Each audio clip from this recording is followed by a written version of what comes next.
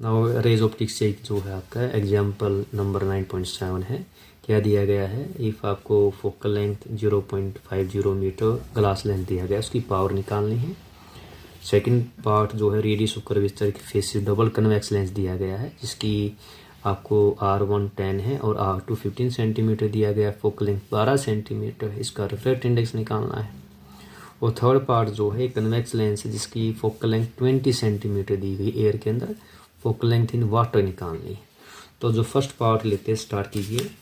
तो first part के अंदर क्या दिया देखिए, आपको फोकल लेंथ कितनी दी गई है, फोकल लेंथ दी गई है 0.5 मीटर।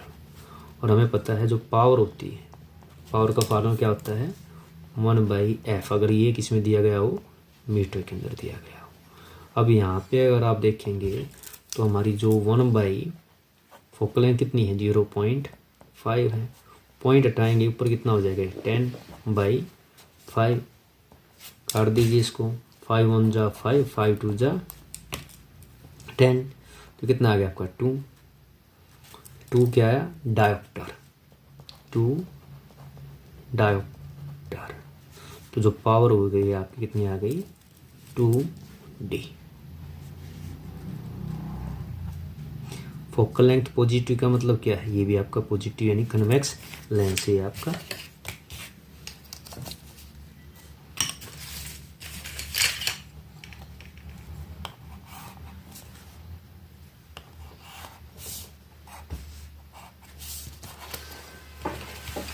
तो ये फर्स्ट पार्ट आपका कंप्लीट हो गया है।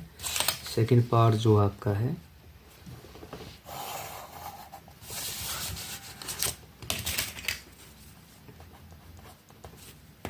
क्या क्या, ये देखिए सेकंड पार्ट के अंदर आपका फोकल लेंथ दी गई है 12 सेंटीमीटर,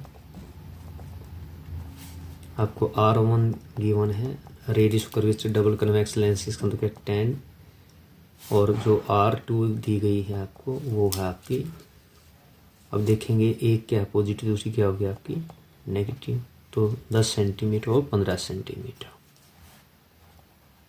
तो यूज किसका करेंगे, lens maker formula we know by using lens maker formula, इसका यूज करेंगे। ये क्या है आपका रिलेशन होता है फोकल लेंथ के बीच में, रिफ्रैक्टिव इंडेक्स ये आपका μ-1 लिख देते हैं, और 1/R1 -1/R2 वैल्यू रख दीजिए। और इसको ये जो आपका म्यू होता है इसको क्या लिखते हैं हम, इसको लिख सकते हैं N2/N1, ऐसे भी लिख सकते हैं, लेकिन ज़रूरत नहीं है फिलहाल लिखना चाहे तो इसको हम। अब आपका जो है वैल्यू रख दीजिए, क्या क्या दी गई है, फोकल लेंथ है 12 तो 1/12 हो गया, म्यू दिया गया है आपका, तो ये एजिट लिख देते हैं क्योंकि गिवन ही नहीं है। 1/R1 कितना है आपका, ये 10 है, माइनस में ये कितना है माइनस का, ये 15 है, तो ये आपका हो गया μ-1, और ये आपका 1/10, तो ये प्लस हो जाएगा नेगेटिव नेगेटिव। अब यहाँ पे देखें तो आप यहीं पे इसको निकाल भी सकते हैं, तो ये आपका μ-1 एलसीएम कितना आ गया आपको देखिए 15 यानी 30 आ गया, तो 10 दिया 30, 15 दूनी 30, ये आपका आ गया। तो इधर आपका ये 1/12, तो ये कितना हो गया 3 और 2 5 बटे में 30, और साथ में क्या है μ-1 है। अब यहाँ काटते हैं, काट दीजिए, 5 1 जा 5, 5 6 जा, और इस 6 से काटेंगे तो 6 1 जा, ये इधर 2 पे कट गया,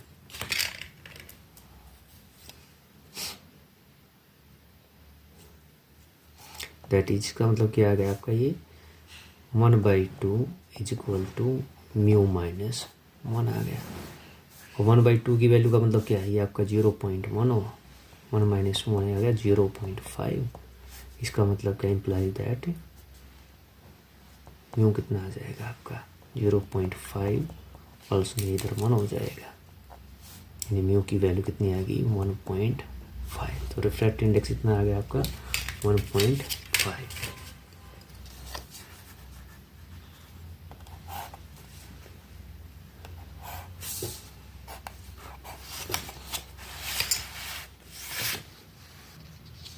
नाउ आपका थर्ड पार्ट देखिए, कन्वेक्स लेंस जो इसकी फोकल लेंथ 20 सेंटीमीटर है, आपको फोकल लेंथ वाटर की निकालनी है। रिफ्रैक्टिव इंडेक्स कितना दिया गया, एयर वाटर का 1.33 और एयर ग्लास का 1.5। तो जो तीसरा पार्ट है आपका फॉर ग्लास लेंस,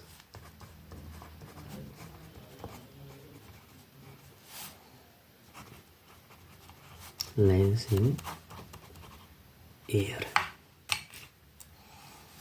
मान लीजिए इसको हम ये μ2 मान लेते हैं, ये कितना है 1.5, और जो एयर के लिए क्या होता है μ1, ये होता है 1। फोकल लेंथ जो आपकी वो कितनी दी गई है आपको 20 सेंटीमीटर। तो हमें पता है आपको जो अभी लेंस मेकर फॉर्मूला यूज किया, सेम उसी को यूज करेंगे, 1/f mu minus 1/r1 1/r2, ये आपकी होगी फर्स्ट इक्वेशन हो जाएगी। इसकी वैल्यू रखते जाइए आप, इसी का यूज करेंगे फार्मूले के अंदर। तो ये आपका हो गया 1/20, ये आपके 1.5 है, यानी फर्स्ट क्या है ग्लास एयर से हो गया आपका 1/r1 1/r2। ये मान लीजिए आपकी सेकंड इक्वेशन है। अब जो सेकंड वाला पार्ट है ये तो हो गया आपका फर्स्ट, आप इसी के अंदर ये आपका फर्स्ट। सेकंड अगर मैं लेता हूँ for glass lens in water, से फिर लेते हैं फॉर सेकंड से ग्लास लेंस इन वाटर। इसके लिए जो आपका है ये μ2 कितना है 1.5 है, और μ1 कितना है 1.3 है। तो using same lens maker formula 1 जो f है ये हमें निकालना है, इसकी फोकल लेंथ निकालनी है। तो ये आपका कितना हो गया 1.5, कि जो हमारा फॉर्मूला होता है उसमें अगर आप लिखेंगे, ये फॉर्मूला होता है हमारा μ2/μ1 माइनस 1/r1 1/r2। इसमें वैल्यू रखेंगे कितना आ गया आपका 1.5/1.33 माइनस 1, ये आपका हो गया r1 r2। इसको मैं करूँ तो ये आपको हो गया एलसीएम लिया आपने 1.33, तो 1.5 माइनस 1.33, ये आपका same 1/r1 1/r2 1/f is equal to, आप घटाएंगे 1.5 से 1.33 तो कितना आ गया 0.17, और नीचे कितना है 1.33 1/r1 1/r2।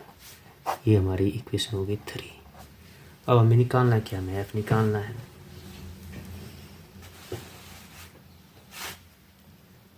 अब जो हमारा देखिए इसके अंदर जो इक्वेशन है हमें निकालना क्या 1/f निकालना है। तो इक्वेशन जो आपकी 2 है ये वाली, इक्वेशन 2 को अगर मैं डिवाइड कर देता हूँ इक्वेशन 3 से तो हमें क्या है f मिल जाएगा। तो क्या, नाउ आप डिवाइड कीजिए, डिवाइड इक्वेशन 2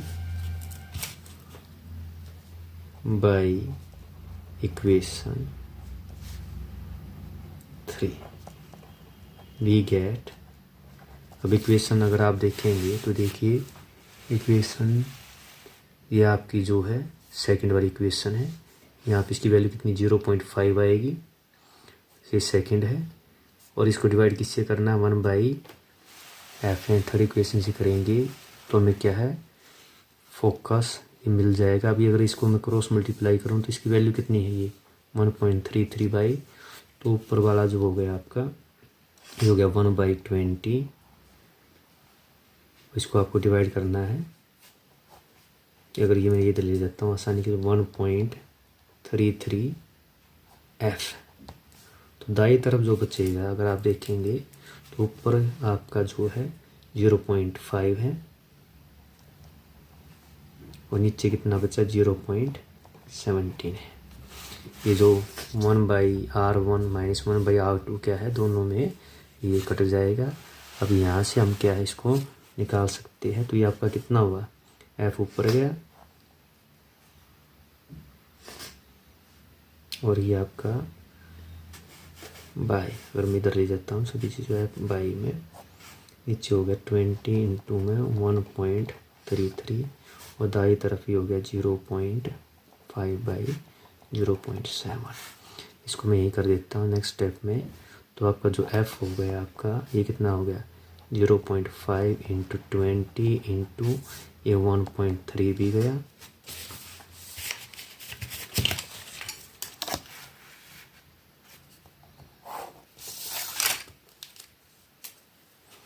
और नीचे आपका 0.17।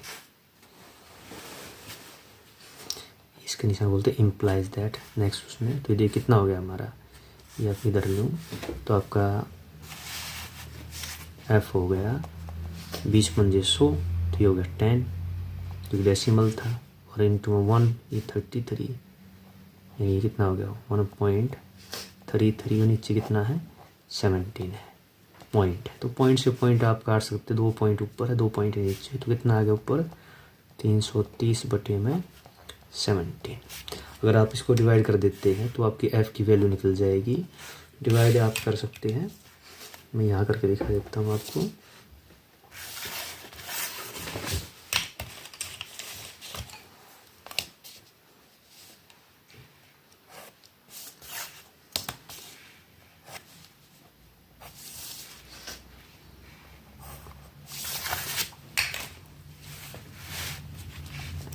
तेरह 1330 को 17 से डिवाइड कीजिए तो 17 की टेबल आपको आती है 17 7 जा 17 8 जा 136 होता तो किस पे जाएगा ये 7 पे जाएगा।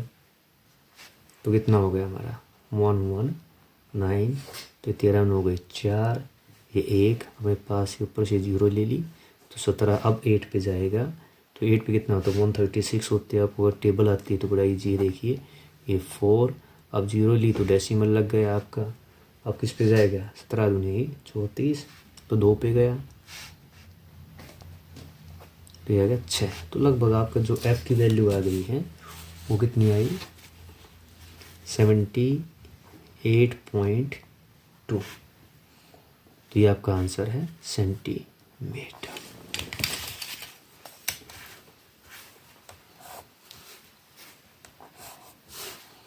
तो ये था आपका एग्जाम्पल 9.7 का थर्ड पार्ट।